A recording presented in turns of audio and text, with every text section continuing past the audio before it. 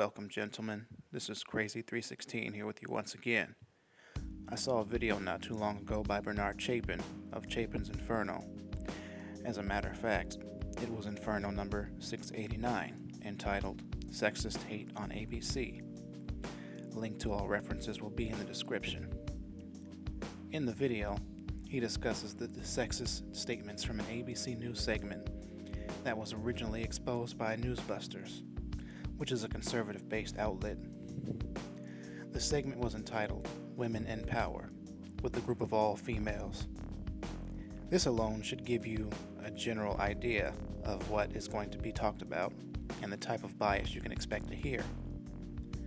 During this lengthy segment, the actions of Anthony Weiner's sex scandal inspired these women to beg the question, what if there were more women in politics and position of power? And if they would change the way business is done, if they were. The opening statement begins with, "You'd be hard-pressed to find a sex scandal involving a female these days." Kinda sounds like an indirect attack on men in politics, doesn't it? But I digress. These women seem to think the scandal is a good thing for women. What exactly does that mean, though? Does it mean they now have an opportunity to take over the political realm because they think men can't do their jobs in politics? If so, they're more than delusional. Not in the sense that they will or won't necessarily do better, but they've had the opportunity to prove themselves for a very long time now. Like Mr. Chapin said in his video, all it takes is for you to be a citizen and to step up and compete. Truth of the matter is, most women don't even want to step up and compete in this realm. They simply take a small group of women that took an interest and hold positions and assume because there are so little, they are being held back, completely kicking facts and all the variables and reasons in the sack. Tory Clark made a statement saying, quote, "In politics and the public sector, often women are seen as more honest, more sincere, and harder working, all of which I think is true," end quote. In fact, the only halfway honest analysis I saw in the video was a point from a study in the Netherlands via polling that perhaps if there were as many women in power, kind of like a role reversal I'm assuming, that women would behave the same. But so far this is all speculation and banter. The worst of the comments, though, was one given by Claire Shipman. There were talks of perils of too much testosterone in a room, or the more senior managers as women, the more money the company makes, and women hedge fund managers doubling the rate of success as men in other hedge funds. It's just fluff on top of fluff on top of fluff. An interesting comment on the subject I saw, this was a response as a rebuttal, is as follows. The article is written by a woman. The study was conducted by a women's research center too. This report does not address the size of the portfolios in the study. Hey, I guess size does matter.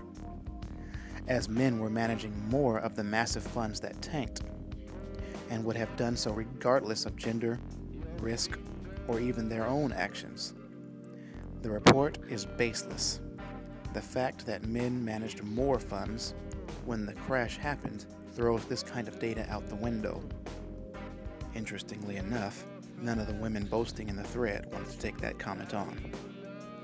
The study is skewed by the very small sample size, by which only some 6% of hedge fund managers are women. Just like the so-called wage gap fallacy that women continue to push, facts and variables are always left out. It may be the case that those few female professionals are more capable than the average male professional.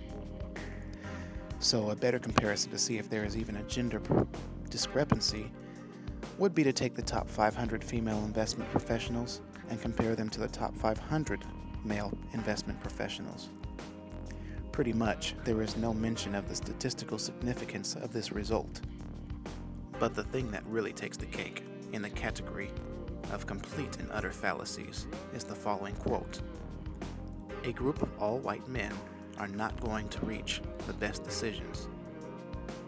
End quote. Now, gentlemen, as a black male, I find this highly offensive. Was it not the Founding Fathers, a group of all white men, that founded this incredible country which gave these women the freedoms to preach this kind of horse dung?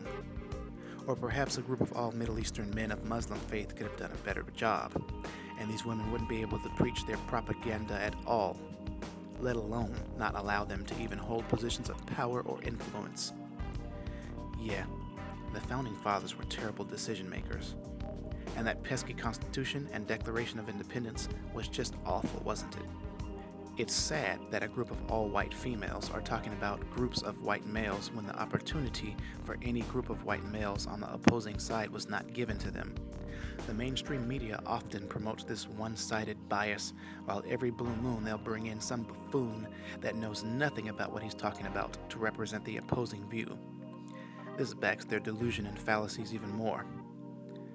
The purpose of this video is not to downplay the abilities of women, nor to boast about the abilities of men, yet to call out the feminist propaganda wherever it decides to lay its ugly head.